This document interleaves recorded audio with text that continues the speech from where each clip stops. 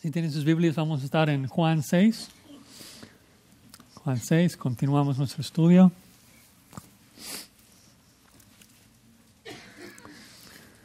Tal vez la acusación más perniciosa y persistente levantada por los romanos en contra de los cristianos en los primeros siglos del cristianismo fue de que nosotros como cristianos somos caníbales. Y a lo mejor suena extraño o absurdo para nosotros. La verdad es que fue una acusación muy fuerte que causó mucha persecución en la iglesia. Obviamente malinterpretando y distorsionando, tergiversando las palabras que vamos a estudiar en esta mañana. Los romanos usaban esas palabras para atacar a los cristianos y ridiculizarlos ante el público. Esta frase que Cristo dice que debemos de comer su carne y beber su sangre. Y algo que vemos en los escritos entonces los primeros pastores de la iglesia es de que constantemente tenían que defenderse de esas acusaciones. Por ejemplo, Justino Mártir, en su primera apología, escrito aproximadamente en el año 155, en el capítulo 26 de esa gran obra, dice: "Eso es lo que hemos aprendido", cito, "que los demonios malignos han instigado estas calumnias contra nosotros, acusaciones falsas de comer carne humana y beber sangre, cosas que ni siquiera nos es lícito presenciar". Fin de la cita.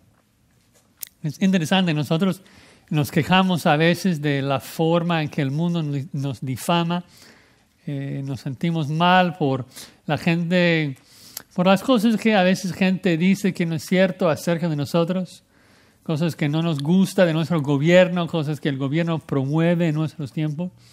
Pero te imaginas vivir en un gobierno que promovía la idea de que cuando te reúnes como iglesia, nos reunimos para comer carne, para beber la sangre de humanos. Qué difícil. Y entiendes por qué la iglesia cristiana fue tan atacada y tan perseguida en esos años. Mucha calumnia, mucha difamación, ¿no? La gente romana veía a los cristianos como gente muy perversa, muy metida en estas cosas. De hecho, Tertuliano, en su apología, escrito también en esa época, en el año 197 más o menos, en el capítulo 7 de su apología, dice lo siguiente, cito: "Se dice que somos los más malvados de los hombres, culpables de incesto", porque siempre dicen hermanos, ¿no? "Y de banquetes antinaturales. Dicen que uno es aceptado en el cristianismo asesinando a un infante y que en los ritos más secretos matamos al bebé y nos lo comemos. ¿Quién podría creer tal cosa?" Y dice: "Aún entre ustedes, donde hay una sed genuina por la sangre humana en el estadio, este tipo de crueldad no se habla". Ves como la frustración en su escrito de que nadie creía a los cristianos y la gente cría esas acusaciones falsas. Entonces se pone a la ofensiva y dice: "Ustedes son los que tienen sed de sangre humana, ustedes los que practican la violencia extrema ahí en los juegos entre los gladiadores, pero ni siquiera ustedes aceptan el canibalismo", ¿no? Increíble.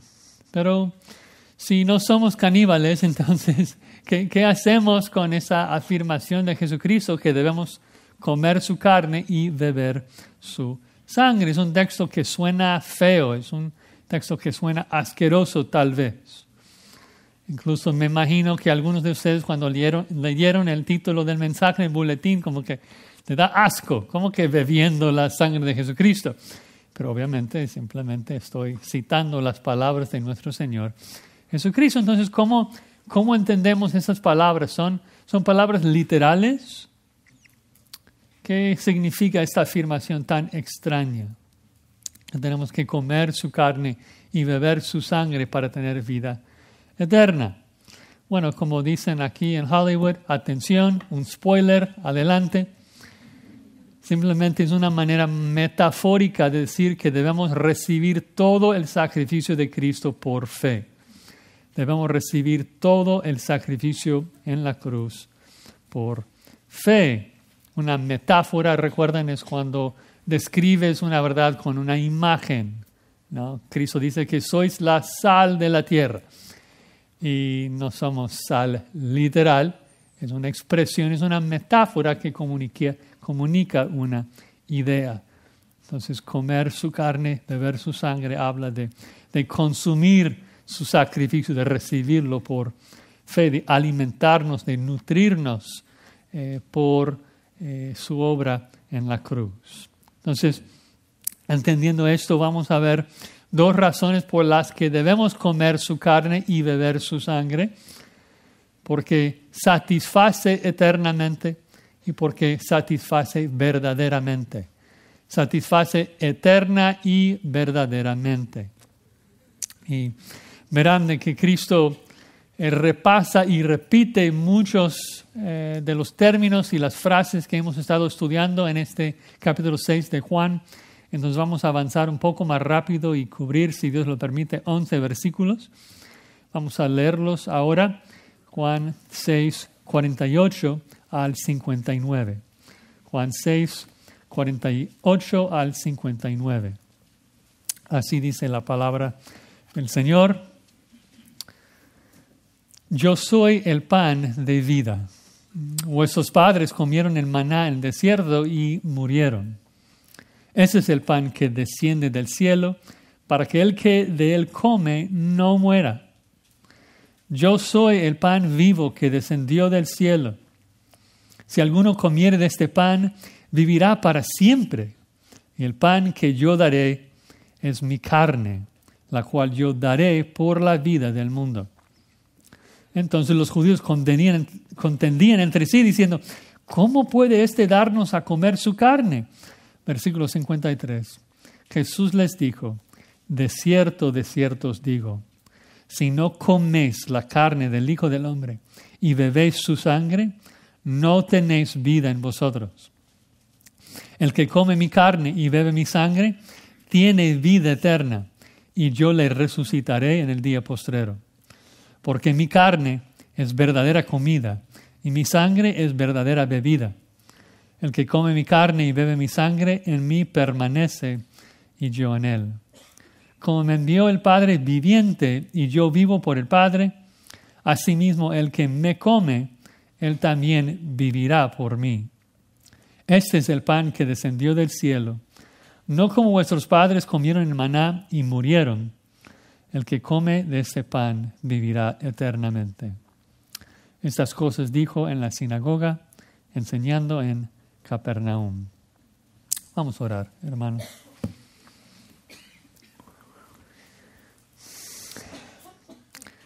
Padre nuestro, tú estás en los cielos, mucho por encima de nosotros. Eres un Dios santo, el gran yo soy, el incomparable.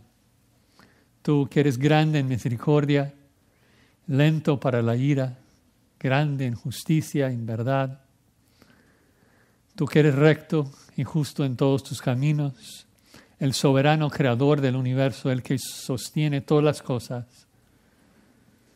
Te alabamos y nos maravillamos de tus perfecciones, nos maravillamos de tus hechos, nos asombramos no solamente de la salvación que obraste en tu Hijo Jesucristo y en la forma en que nos preservas y nos santificas por tu Espíritu, pero también por la forma tan tierna que nos guíes y nos proteges. Estamos tan agradecidos, Padre, por todo lo que haces en nuestras vidas y te rogamos en esa mañana, mientras nos acercamos a ti en tu palabra, que tú nos limpies de nuestro pecado, que nos perdones, que nos ayudes a recordar si hay pecado en nuestra vida, que debemos confesar delante de ti. Sabemos de que si confesamos, tú eres fiel y justo para perdonarnos y limpiarnos. Te rogamos que tú nos ayudes a purificarnos y andar en santidad delante de ti. Y mientras escuchamos tu palabra predicada, oramos, Señor, de que tú ilumines nuestras mentes, que tu Espíritu Santo nos capacite, Señor, para ver tu gloria brillando en la faz de Jesucristo nuestro Señor. Y es en su nombre que oramos. Amén. Bueno, repasando un poquito, eso será, si Dios permite, nuestro penúltimo mensaje aquí en Juan 6, que realmente es el clímax del mensaje de Cristo, porque en la sección que sigue, en el último mensaje, es la reacción de los discípulos y la gente. Los discípulos creen y los incrédulos abandonan.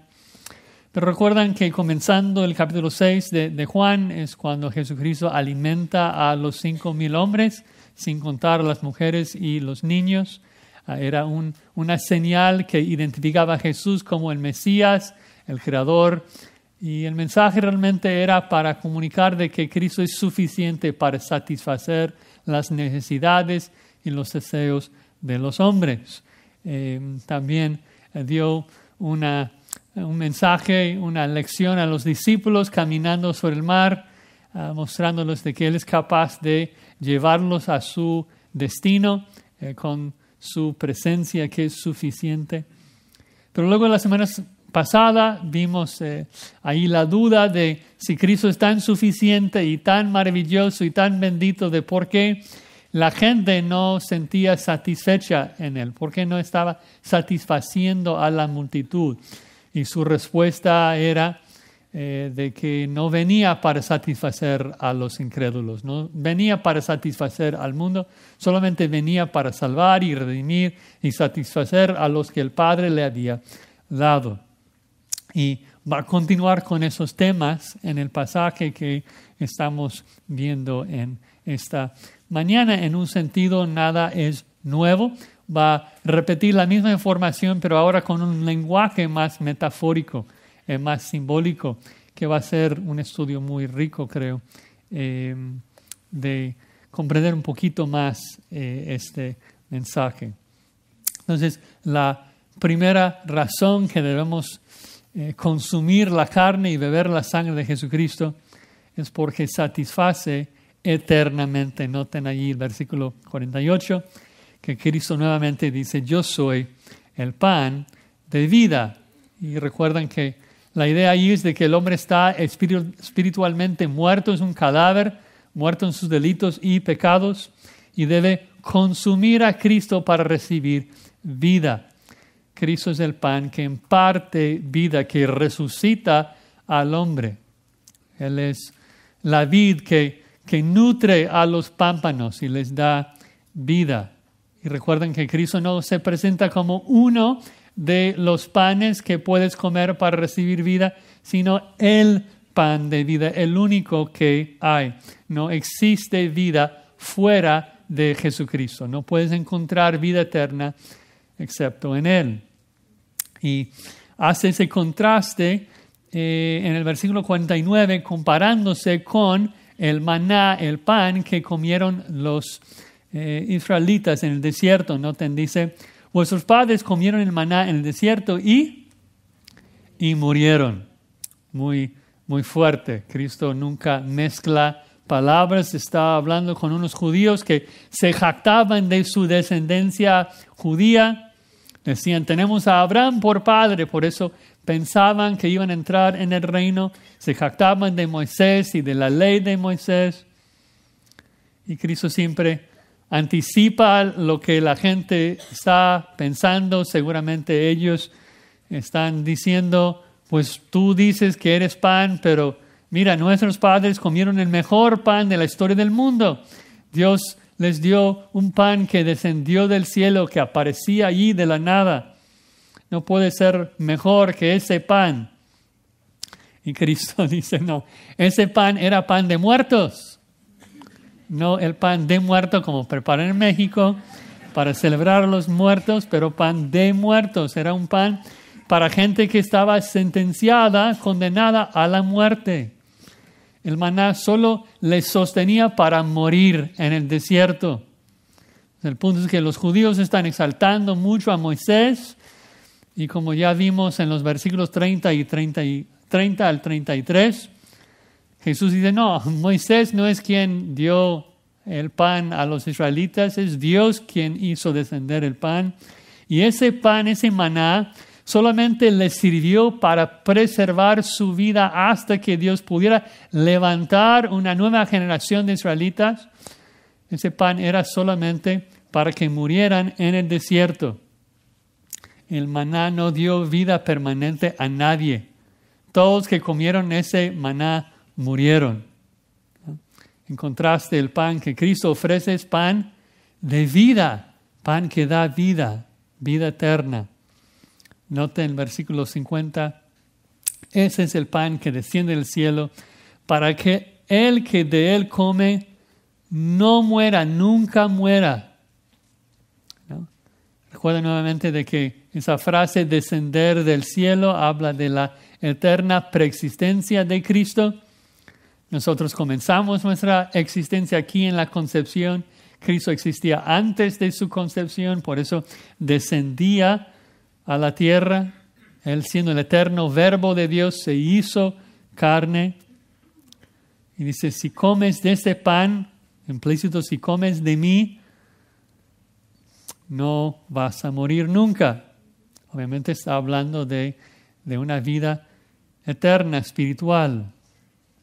Y para hacerlo más claro, en el versículo 51, en vez de hablar en tercera persona, ahora habla en primera persona y dice, yo soy el pan vivo que descendió del cielo.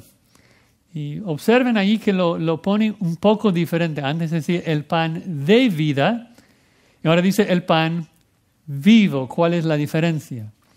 Bueno, creo que el punto es de que Él, como el pan de vida, puede dar vida porque es un pan vivo, un pan viviente. Cristo puede entregarnos vida eterna porque Él tiene vida eterna. Él está brotando de vida. Es un pan viviente. Esto habla nuevamente de lo que Cristo nos explicó en Juan 5:26, de que el Padre hizo que Él tuviera vida en sí mismo. Cristo tiene una vida autoexistente, autosuficiente, que está brotando, tiene vida de más y por eso puede dar su vida a nosotros. Y esto le contrasta, le separa de cualquier otro tipo de pan, porque otro pan no puede sostener así para siempre. Cristo tiene vida, Cristo es Dios. Y como Pablo nos explica en Hechos 17, Dios es el que hizo el mundo y todas las cosas que en él hay. Siendo Señor del cielo y de la tierra, no habita en templos hechos por manos humanas, ni es honrado por manos de hombres, como si necesitase de algo, pues Él es quien da a todos vida y aliento y todas las cosas. Cristo es un pan vivo, viviente. Cristo es vida, por eso puede dar vida. Y no solamente vida física, obviamente dependemos de Cristo para nuestra vida física, dependemos de su aire, dependemos de Él, pero también para la vida eterna. Dice, si alguno comiere de este pan, vivirá para siempre. Nos lo ha dicho varias veces, la vida que Él ofrece es una vida eterna, no una vida física temporal. La vida eterna que Él ofrece es la vida que Dios disfruta en la eternidad. Una vida que existe fuera del tiempo. Una vida fuera de esta creación caída. Una vida eterna, una vida que dura siempre. Y luego creo que la última frase del versículo 51 es muy clave, muy importante, que dice, el pan que yo daré, siempre he estado hablando, pan de vida, yo voy a dar pan, que entonces finalmente define, explica qué es el pan, y el pan que yo daré es mi carne, la cual yo daré por la vida del mundo. Muy, muy importante. Lo ha explicado varias veces de manera implícita, ahora de manera muy explícita, dice de que Él es el pan. Y lo pone en tiempo futuro que nos va a dar por lo menos futuro desde el tiempo en que lo dijo, ¿no? Y hay tanto significado allí, tanta bendición allí, tanto amor impregnado en esa afirmación. Primero, el pan que Cristo da no es un pan externo a Él, no es un pan que Él tiene que nos va a regalar, no es de que nos va a presentar un regalo externo a Él.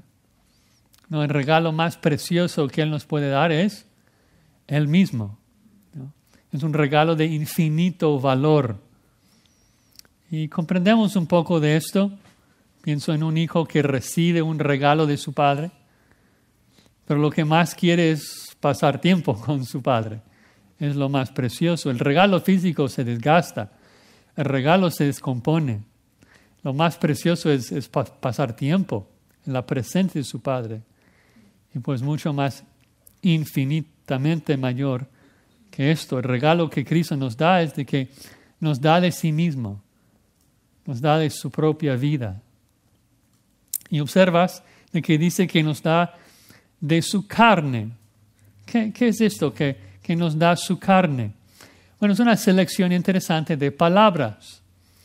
Primero tal vez comenzamos con lo que no significa. Algunos tratan de conectarlo con la mesa del Señor, de que se habla de la Santa Cena, de comer el cuerpo y la sangre de Jesucristo. Pero no puede ser, no por manera directa, por varias razones. Vamos a ver algunas.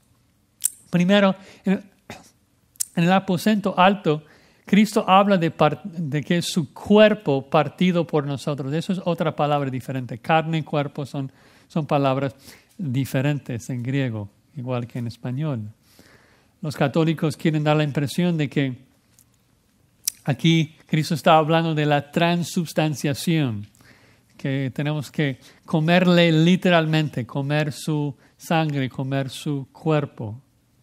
Incluso en el Concilio de Trento, el dogma católico proclama anatema, maldito a cualquier persona, y cito, que niega que el cuerpo y la sangre de Cristo están verdadera, real y sustancialmente presente en la misa. Es decir, ellos creen de que la hostia y el jugo milagrosamente se convierten en el cuerpo y la sangre real de Cristo.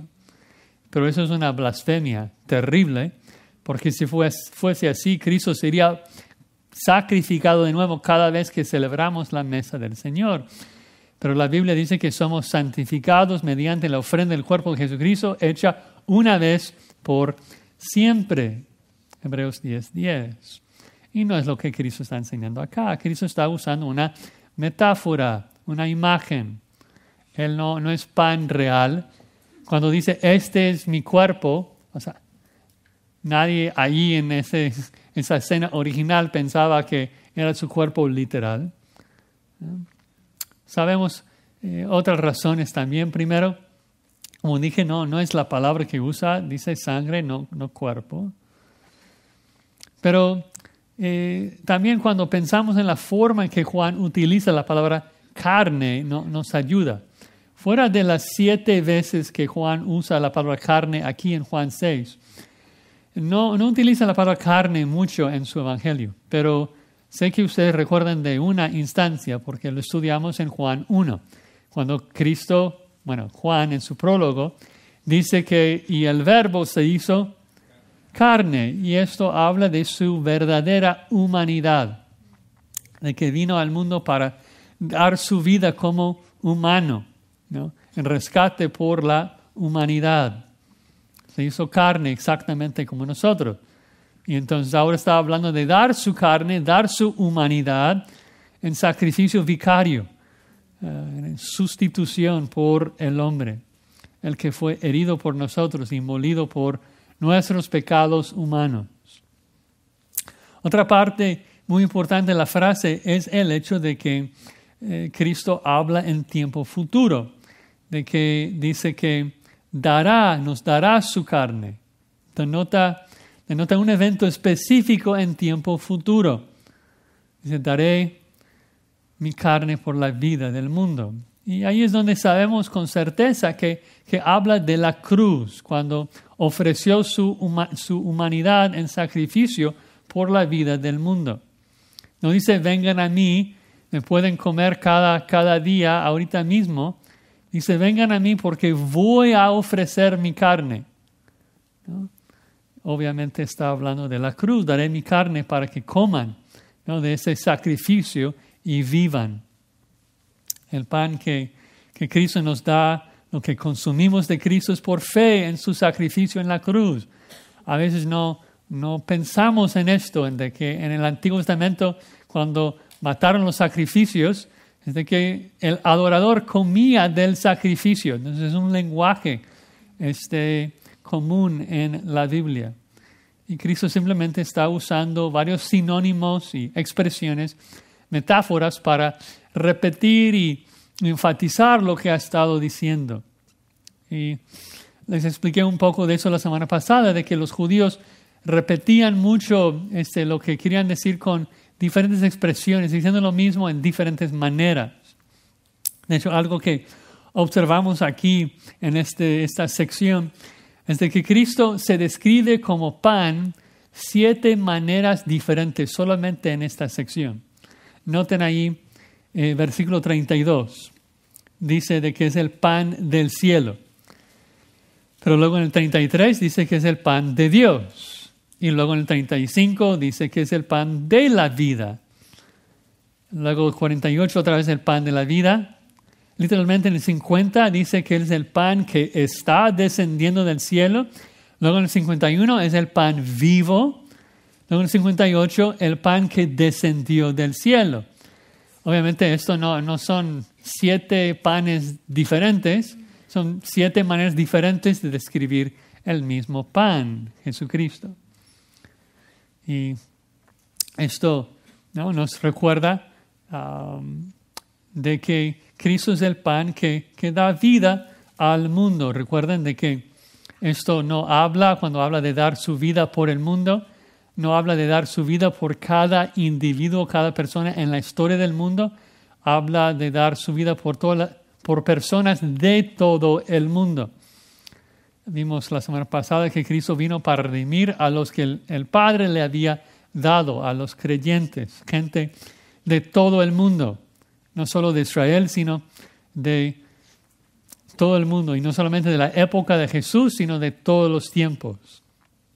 Cristo va a usar el mismo lenguaje en Juan 10, cuando describe de cómo Él, como pastor, va a dar su vida en rescate por todo el mundo, no solamente por los judíos de esa época. Dice que tengo otra gente también, hablando de nosotros los gentiles. No solamente los judíos, sino por todo el mundo. Entonces, Cristo dice que voy a dar mi carne para dar vida a todo el mundo, todos los que creen en Él. Y no es una vida temporal, es una vida eterna. No como la vida que Dios dio a los israelitas en el desierto con el maná, una vida que duró por un tiempo y luego todos murieron. No, Cristo ofrece su carne física, ofrece su humanidad en la cruz para otorgar vida eterna a todos los que le consumimos, todos los que creemos en Él. Es una gran invitación a venir a Él y recibir vida eterna. ¿No quieres tener vida eterna? ¿No estás cansado de esta vida que se desgasta?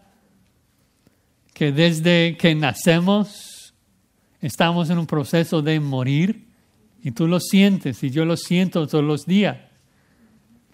Y sabemos de que hay algo mejor. Salomón dice que Dios ha puesto eternidad en el corazón del hombre. Tenemos un anhelo por algo más grande.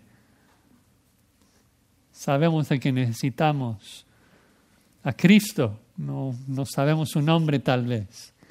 Pero tenemos algo ahí que nos apetece algo.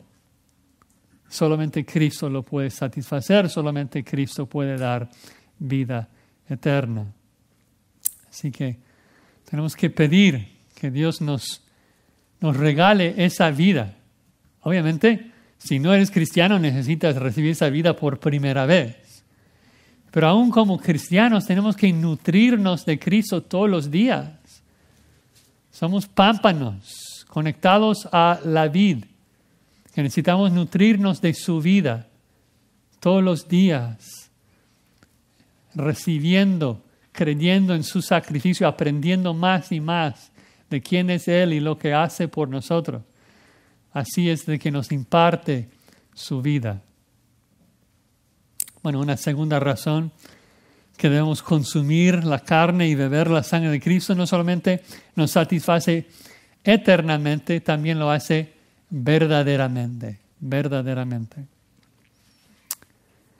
Observen allí en el versículo 52, dice que entonces los judíos contendían entre sí diciendo, ¿cómo puede éste darnos a comer su carne? Aparentemente no comprendieron el punto de la metáfora, pero no es de que pensaron de que él estaba en verdad hablando del canibalismo. No están diciendo, oye, ¿dónde está el tenedor y el cuchillo?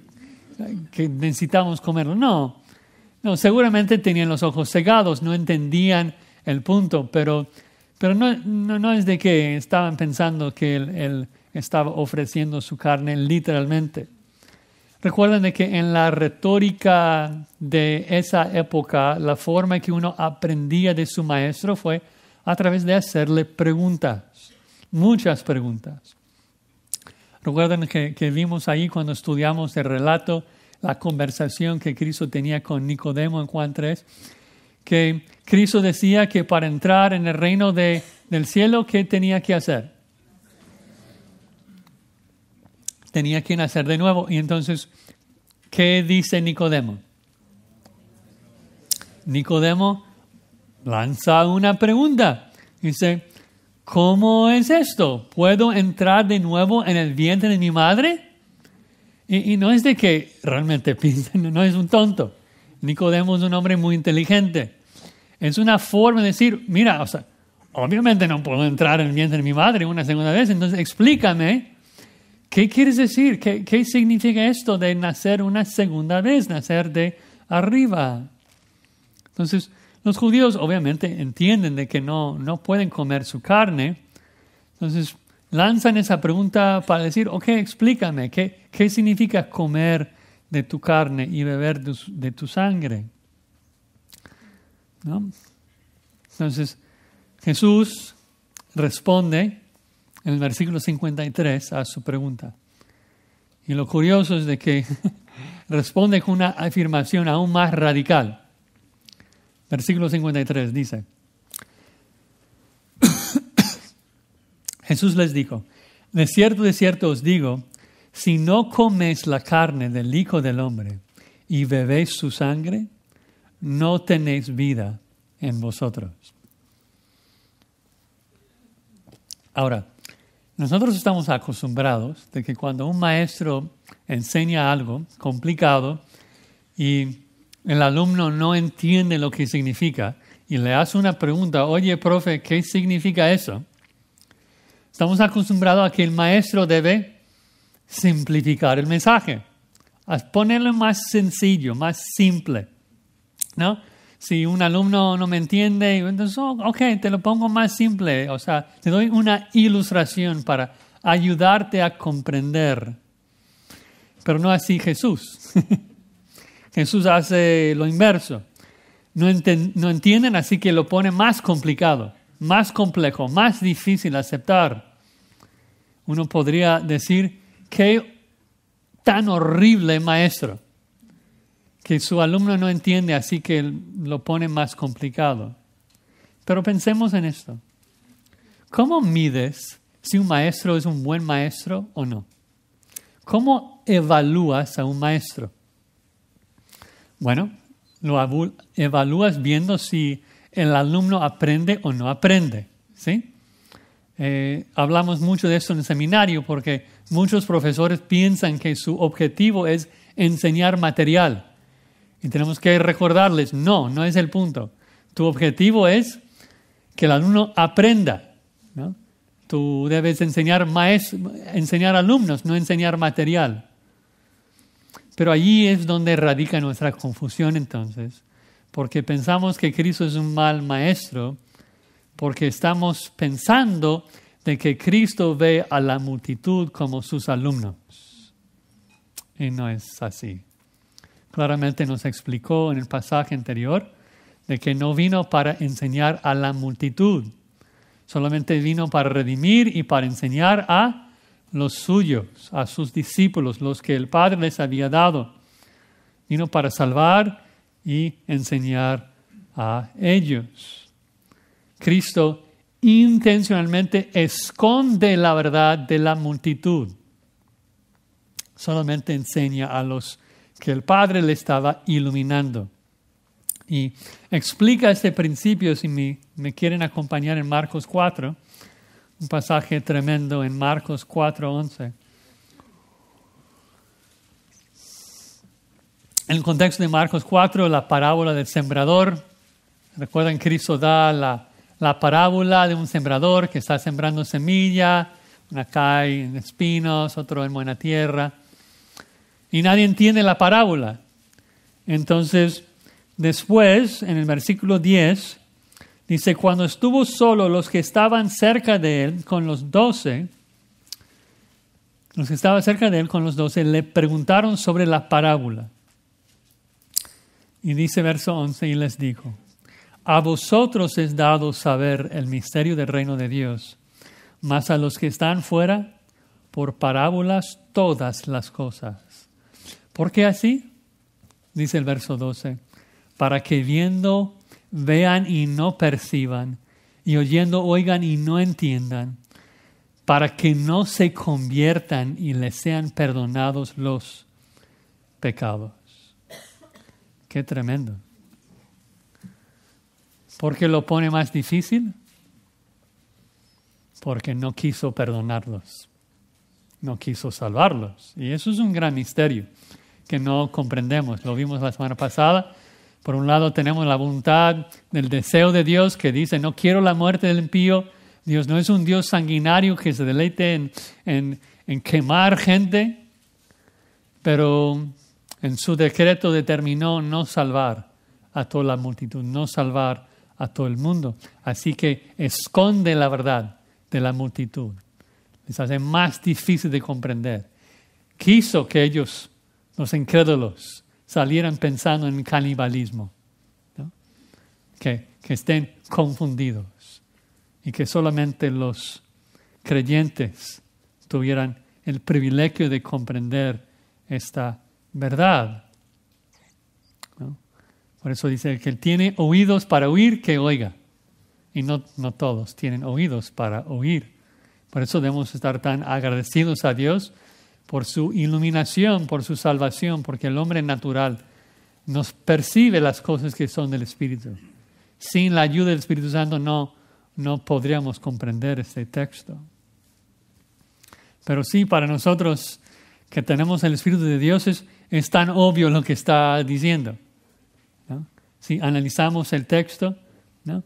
Nos ha explicado solamente de muchas maneras diferentes lo mismo, que tenemos que creer en Él. ¿Y qué es creer en Él? Venir a Él. ¿Y qué es venir a Él? Venir a Él es comer de Él, comer pan. El pan es su carne, su sacrificio. Todo es paralelo. Comer su carne, beber su sangre es consumir su sacrificio. Es consumir su sacrificio, es creer en Él. Y ese hecho de decir algo así literal y luego dar imágenes en paralelo para explicar la misma verdad, se llama, un término teológico, paralelismo emblemático. Paralelismo emblemático lo vemos mucho en los Salmos. Recuerden de que el paralelismo, como vimos la semana pasada, es cuando el autor da varias líneas, todos apuntando a la misma verdad. Vimos paralelismo sinónimo la semana pasada, como en el Salmo 19, que dice que los cielos cuentan la gloria de Dios y el firmamento anuncia las obras de sus manos, que son dos líneas paralelas. El paralelismo emblemático es diferente porque en vez de dar sinónimos, da una palabra literal y luego una metáfora, una imagen, una ilustración. Y vemos un excelente ejemplo de esto si me quieren acompañar en el Salmo 22. Salmo 22 es un salmo mesiánico muy famoso. En el Salmo 22, 12, Salmo 22, comenzando en el verso 12, el salmista está profetizando acerca de los enemigos del Mesías. Los enemigos que rodearon al Mesías en la cruz. Y dice allí en el verso 12 del Salmo 22, me han rodeado muchos toros, fuertes toros de Basán me han acercado. Dices, wow, qué difícil para el Mesías. Hay toros que le rodean, que toros no son comunes en Israel, es un animal muy fuerte, no tienes una pistola para matarlo. O sea, ¿cómo vas a matar un toro? Difícil. Luego verso 13. Abrieron sobre mí su boca como león rapaz y rugiente. Pobre Mesías, primero los toros, ahora leones. Rapaces, rugientes. Un león en el primer siglo da terror. Pero se pone peor, bájenle vista al versículo 16. Porque perros me han rodeado. O sea, toros, leones, perros. Y luego, final del versículo 16, me ha acercado cuadrilla de malignos. Entonces tenemos toros, tenemos leones, tenemos perros. Y además, ahora, por encima de todo, una pandilla de enemigos. Bueno, obviamente no son 4 grupos de enemigos. O sea, las 4 líneas describan a los mismos enemigos, solo que en los primeros 3 casos, o sea, lo hace de manera simbólica, emblemática, con animales. El salmista está describiendo el mismo grupo de enemigos. Pero todas las frases apuntan a lo mismo. Es lo mismo en Juan 6.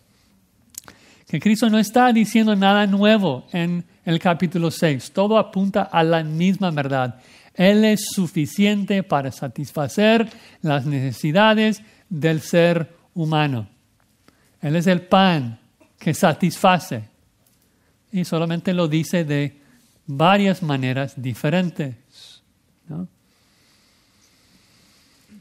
Ya dijo en el versículo 51 que el pan que daré es mi carne.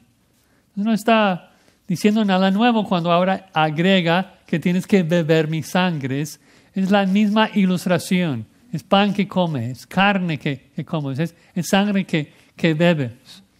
Entonces dices, ¿por qué esa imagen entonces de comer su carne y beber su sangre ahora? Bueno, yo creo que el énfasis ahí es de que tú tienes que consumir todo el sacrificio de Cristo por completo.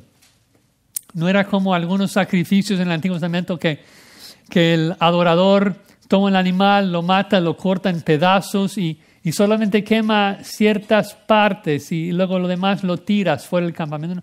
No, tú tienes que consumir todo el sacrificio de Cristo. Tienes que ser nutrido por todo, no una parte. No puedes aceptar un poco del sacrificio. Tienes que creer en todo, depender totalmente del sacrificio de Cristo. No como las falsas religiones que ven el sacrificio de Cristo como una gran ayuda en su salvación. En Cristo comenzó el proceso que tú tienes que terminar y completar. Imposible. Cristo dijo, consumado es, y tú tienes que depender 100%, recibir por todo ese sacrificio. No es que la cruz compró algo de la gracia de Dios por nosotros. Tú tienes que creer de que Él pagó todo. ¿No? Si solamente crees de que parte de la cruz es necesario para ti, vas a morir como los israelitas. Vas a ser como los católicos que comen la hostia, así como los israelitas comen el maná, y luego se van y dependen de sus propias obras para ganar el favor de Dios. Y mueren sus pecados porque no consumen todo el sacrificio de Cristo, no dependen 100% de Cristo.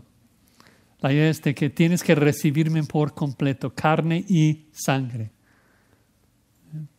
Vamos a hablar también unos momentos de que derramar sangre habla de la vida que Jesucristo derramó también. Pero noten que acá también agrega su título favorito en el 53, de comer la sangre del Hijo del Hombre. Ese título, Hijo del Hombre, es un título favorito de Jesucristo porque describía tanto su humanidad como su deidad. Enfatiza su humanidad porque el término se usa mucho en Ezequiel, por ejemplo, en otras partes, como Salmo 8 en el Antiguo Testamento, para referirse a un mero humano. Ponte de tus pies, hijo de hombre, como casi un insulto. Yo soy Dios exaltado y tú eres un mero humano. Entonces Cristo enfatiza su genuina humanidad. Y que lo que necesitamos es el sacrificio de un humano, un hombre. Y Cristo se hizo carne. Se hizo un verdadero hombre para morir por nosotros y pagar la deuda que nosotros debemos, una muerte humana. Pecado humano que Cristo tomó sobre sus hombros. Pero también el título Hijo de Hombre lo asocia con el hombre del Daniel 7, que hubo un hijo de hombre, un mero humano, pero ese mero humano de Daniel 7 vuela por las nubes y recibe un reino eterno de parte de Dios Padre, porque es el eterno Hijo de Dios. Entonces ese título enfatiza tanto su humanidad como su deidad. Estoy tratando de repasar algunas cosas que hemos visto ya 6 veces en Juan 6, haciéndolo rápido para poder avanzar. La verdad es que esta sección es bastante repetitiva. Creo que es la parte más repetitiva de Juan, donde está repitiendo lo mismo varias veces. Evidentemente es algo muy, muy importante en la mente de Juan y de Jesús. Y si nos preguntamos ¿por qué era necesario ponerlo de manera tan ofensiva de comer su carne y beber su sangre?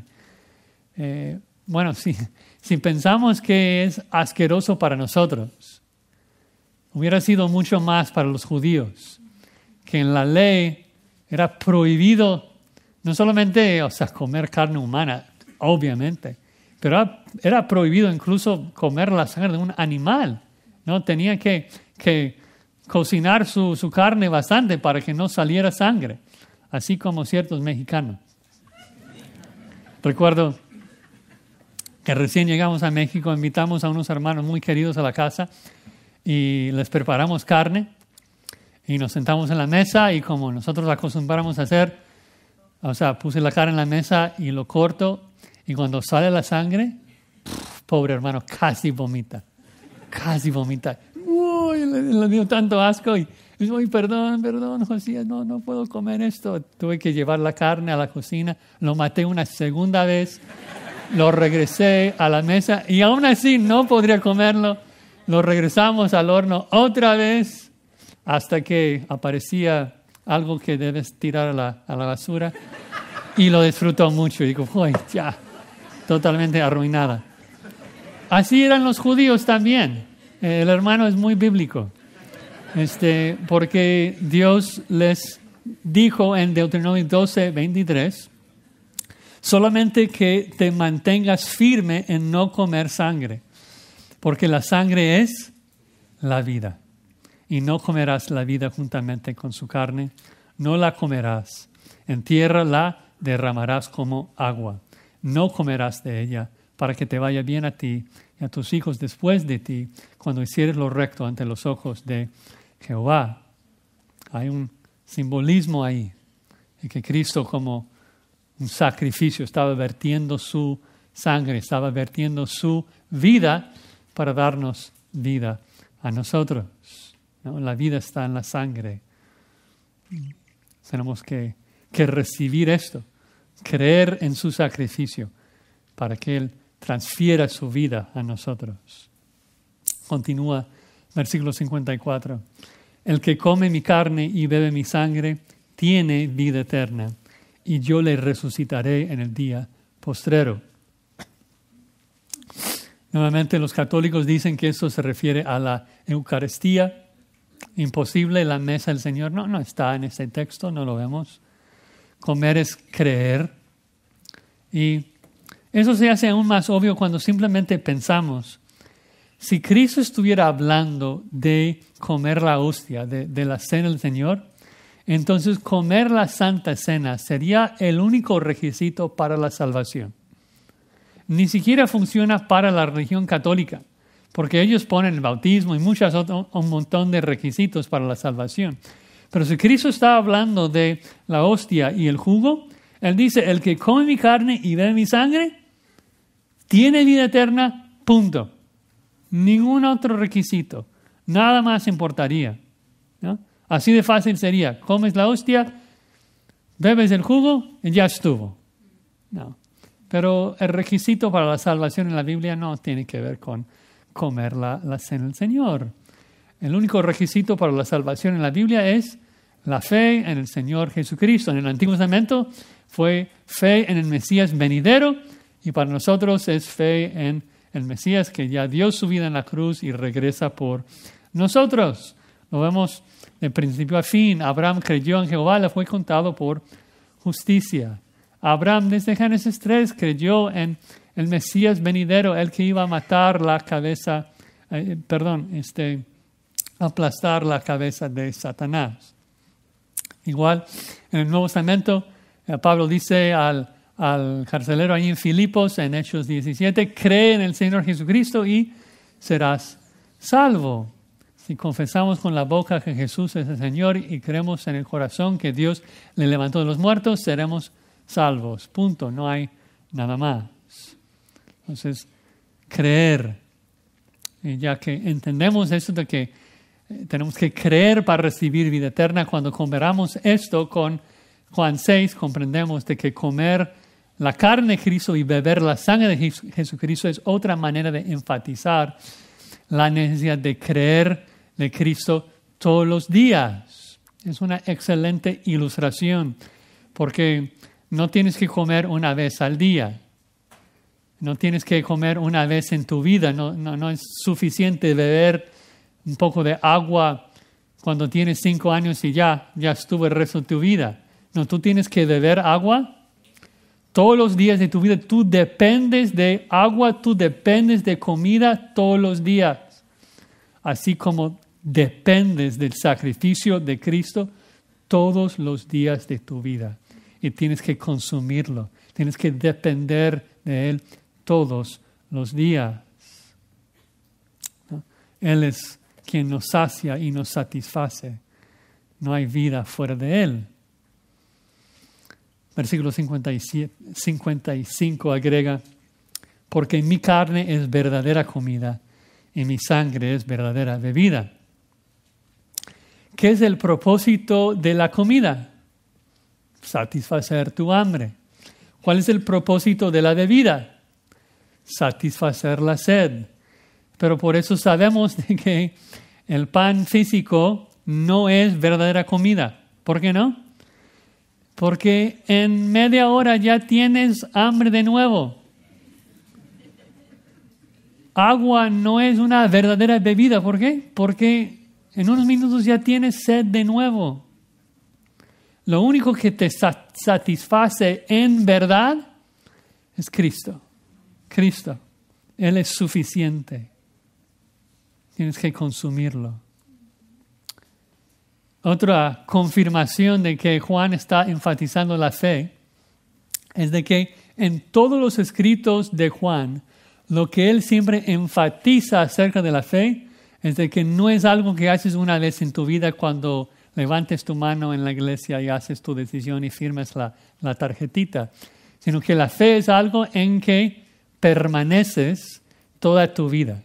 Entonces, si comer la carne y beber la sangre de Cristo tiene que ver con la fe, entonces seguramente Juan nos va a decir de que es algo en que debemos de permanecer. Y vean el versículo 56.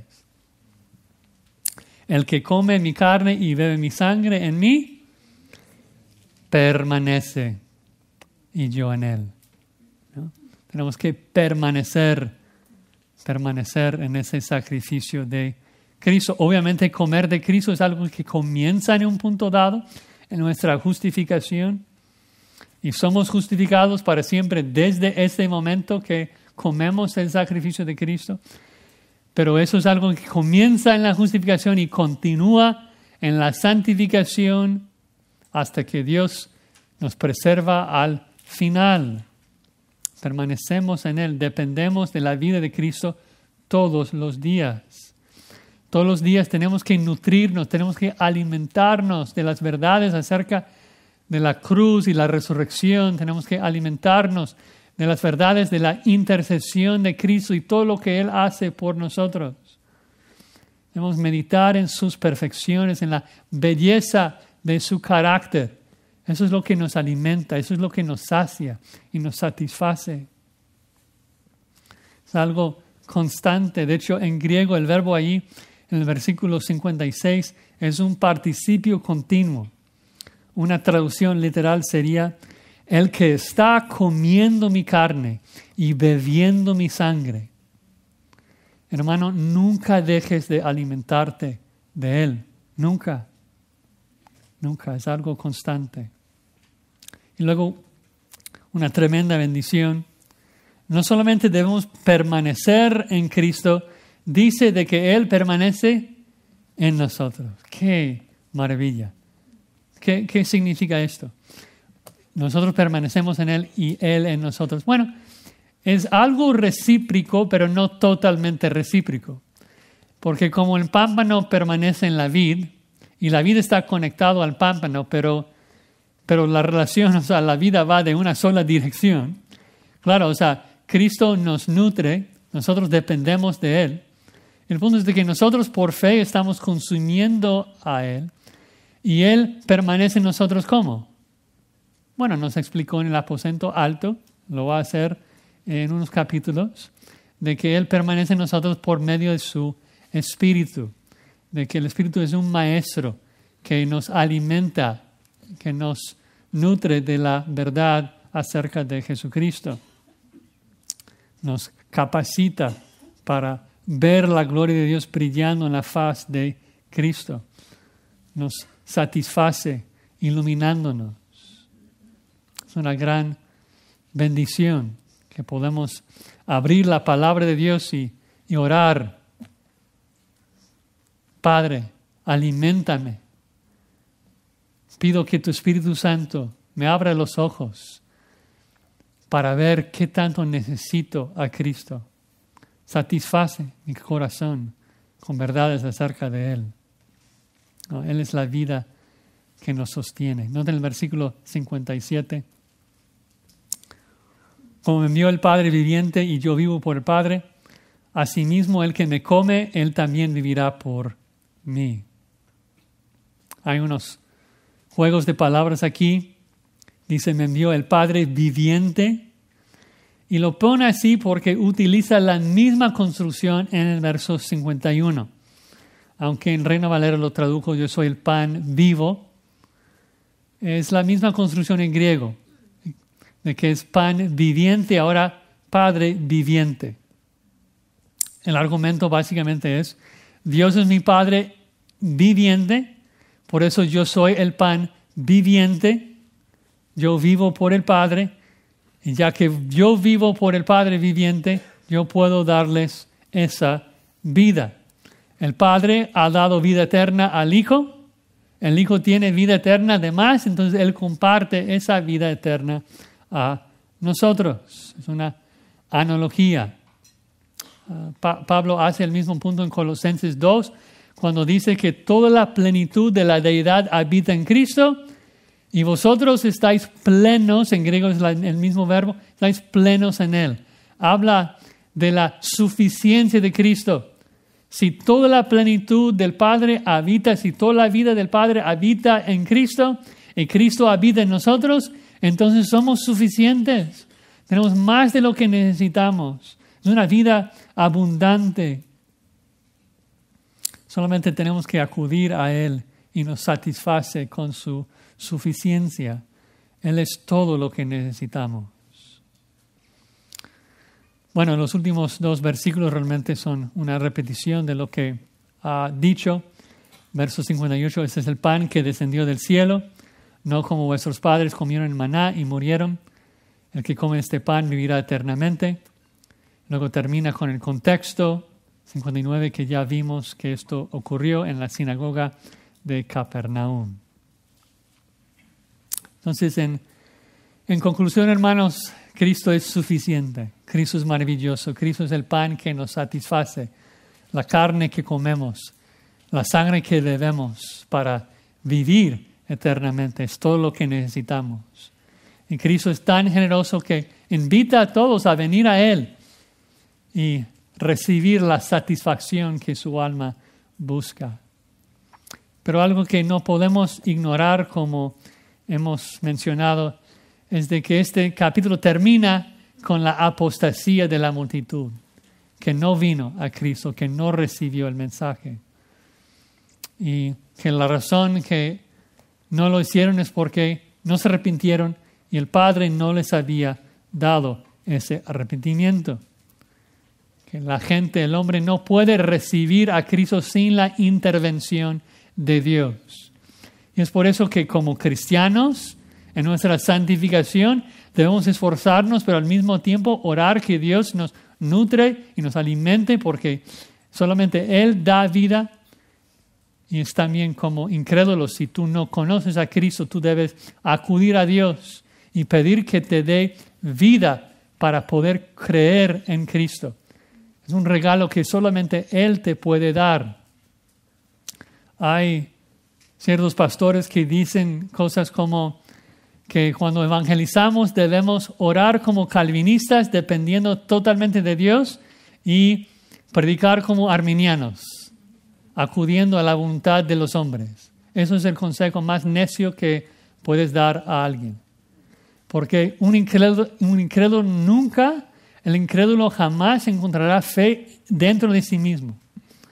El incrédulo debe creer, sí, pero solamente va a creer mirando hacia arriba, no hacia adentro.